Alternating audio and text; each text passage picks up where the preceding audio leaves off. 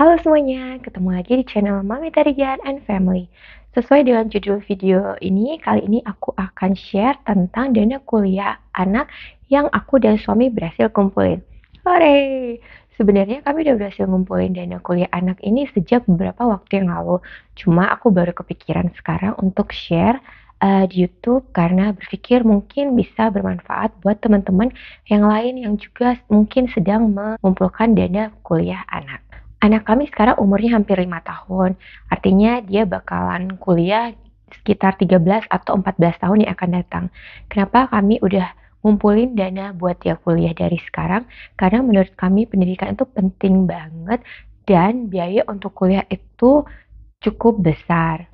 Nggak cuma butuh biaya untuk kebutuhan belajarnya, tapi juga kebutuhan hidupnya. Karena bisa jadi aja anak nggak tinggal di kota yang sama dengan kami ketika dia kuliah, sehingga kita harus mikirin juga biaya ngekosnya dan lain-lain.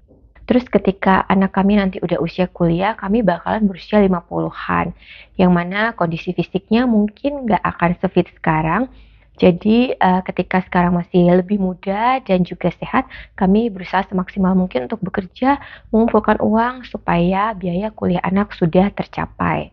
Dan juga aku dan suami punya cita-cita untuk bisa financially free beberapa tahun yang akan datang. Jadi salah satu hal yang mesti kami centang dalam list kami untuk menuju financial freedom adalah tercapainya biaya untuk kuliah anak. Jadi dengan tercapainya biaya kuliah anak ini sekarang kami udah lebih bisa fokus untuk kumpulin uang ataupun aset untuk menuju financial freedom.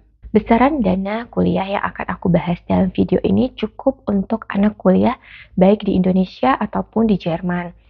Kami nggak berencana untuk tinggal selamanya di Jerman, jadi kalau seandainya suatu saat nanti kami balik ke Indonesia, dana kuliah ini bakalan cukup untuk anak kuliah di sana, atau kalaupun anak ingin kuliah di Jerman, dana ini juga cukup untuk bisa kuliah di Jerman.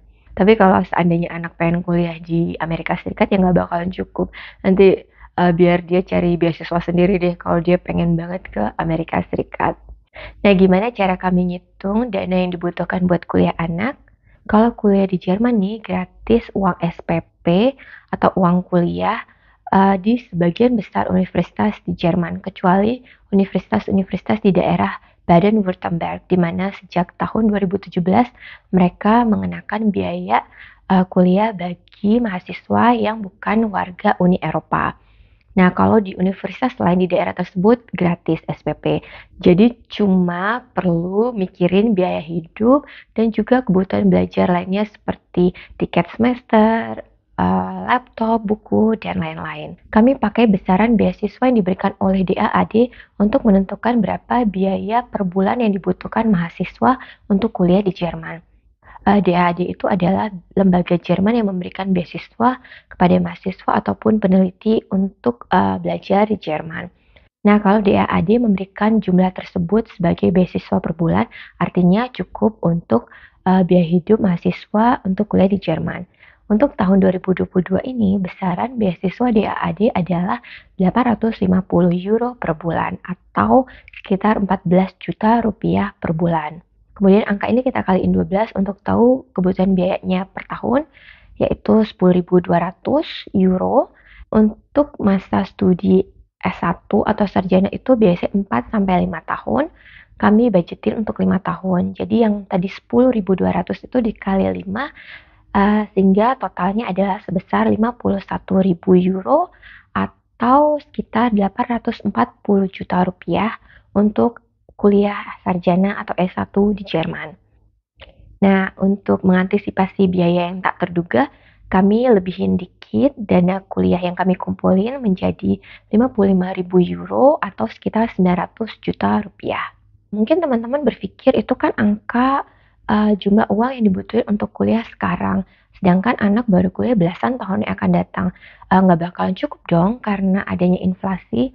Bener banget, memang nilai tersebut untuk saat ini dan kemungkinan besar bakal naik dalam beberapa belas tahun yang akan datang. Karena itu kami nggak simpan dana kuliah anak dalam bentuk uang. Kami simpan dalam bentuk instrumen investasi berupa tanah di Indonesia dan juga ETF di pasar modal Amerika Serikat. sehingga bisa mengalahkan laju inflasi atau kenaikan harga barang dan jasa. Biaya kuliah di Jerman seperti aku bilang tadi gratis di sebagian besar universitas yang ada di Jerman, jadi nggak perlu mikirin inflasi biaya kuliahnya. Sedangkan untuk biaya hidupnya, kita lihat lagi acuannya adalah beasiswa DAAD. 10 tahun yang lalu, beasiswa DAAD itu 700 euro per bulan, yang artinya dalam 10 tahun terakhir, beasiswanya naik dari 700 euro menjadi 850 euro per bulan. Jadi dalam 10 tahun terakhir, beasiswa DAAD hanya naik 21%, yang menggambarkan biaya hidup buat mahasiswa naik hanya sekitar 21% dalam 10 tahun. Yang kalau mau kita rata-ratain secara kasar ya hanya 2,1% per tahun.